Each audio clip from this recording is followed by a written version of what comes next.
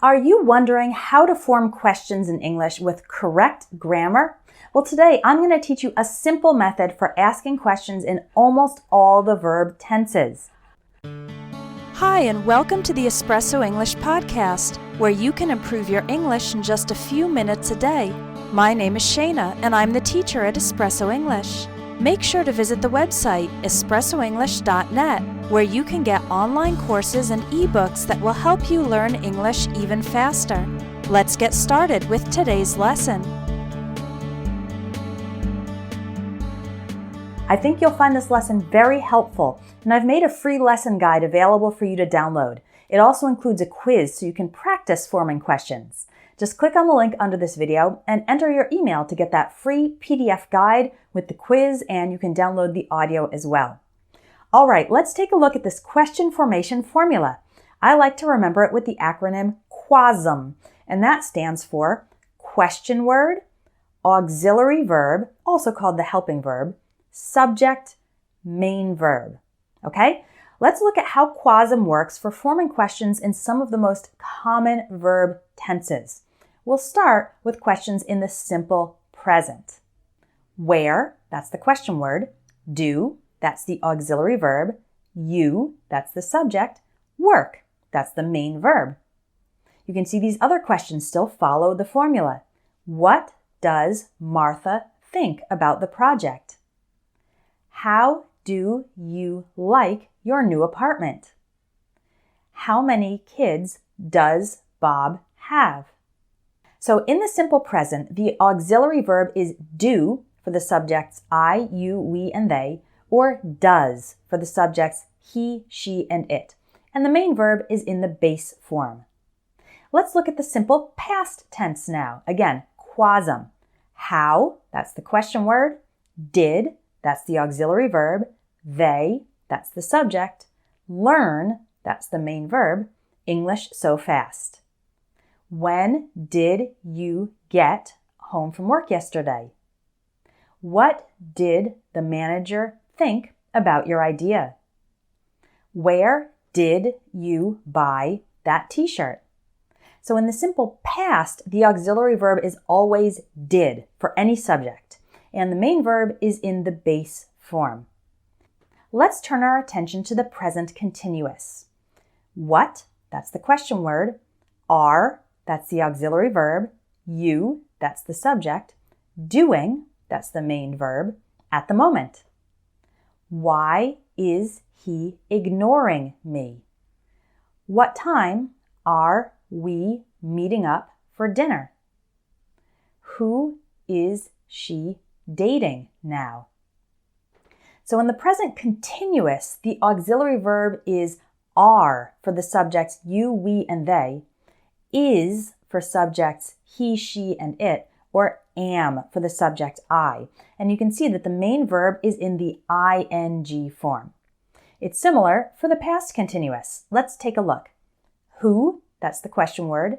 Were, that's the auxiliary verb. You, that's the subject. Talking, that's the main verb. To, on the phone. Who were you talking to on the phone? What was Jim doing when you called? Why were the children eating candy before dinner? How was he feeling after the surgery?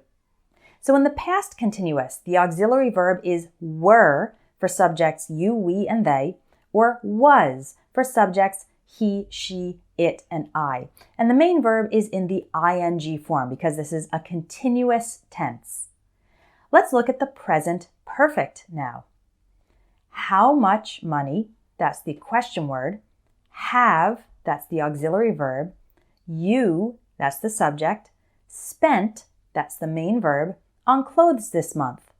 How much money have you spent on clothes this month? How long has your teacher worked at this school? What have they been doing all day?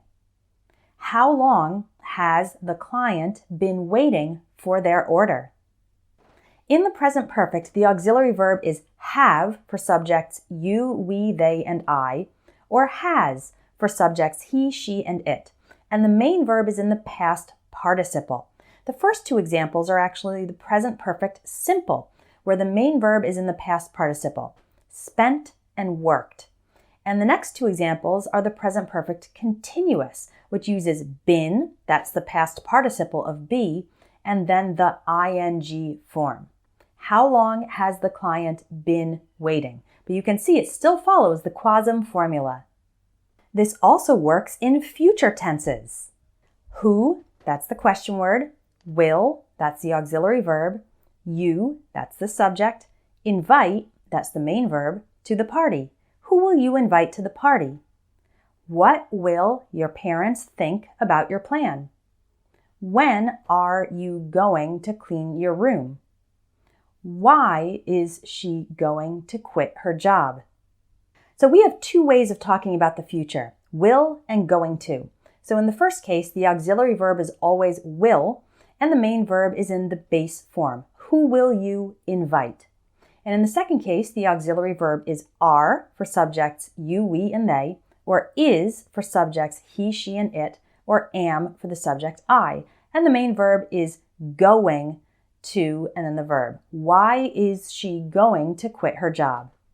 We can also apply this formula to modal questions. For example, what, that's the question word. Would, that's the auxiliary verb. You, that's the subject. Do, that's the main verb. If you had $1 million, what would you do if you had $1 million? How could we improve our English? Where should I go on my next vacation? So in these questions, the modal verb should, could, or would is the auxiliary verb, and the main verb is in the base form. Got it? Now there are some exceptions that don't follow the QUASM pattern of question formation. For example, yes or no questions do not use a question word, but they still follow auxiliary verb, subject, main verb. Check it out. Do you like bananas? Did you enjoy the movie? Are you studying English? Were you sleeping when I called you last night? Have you finished your homework? Will you call me when you get home? Are you going to accept the job offer? Should we take the early morning flight? All of those are questions that are answered with yes or no, so they don't have a question word, but they do follow the last part of the pattern, auxiliary verb, subject, main verb. Questions in which the main verb is be also don't really follow the pattern. For example, are you thirsty? Is she a teacher? Were your parents angry when you failed the test? Was her ex-boyfriend a basketball player? And reported questions, indirect questions, and subject questions also do not follow QUASM. Don't worry, I have lessons on each of those topics, and I'll put links to those under the video as well, so you can learn about those special cases. Well, I hope this lesson has been helpful, and now it's time to test yourself.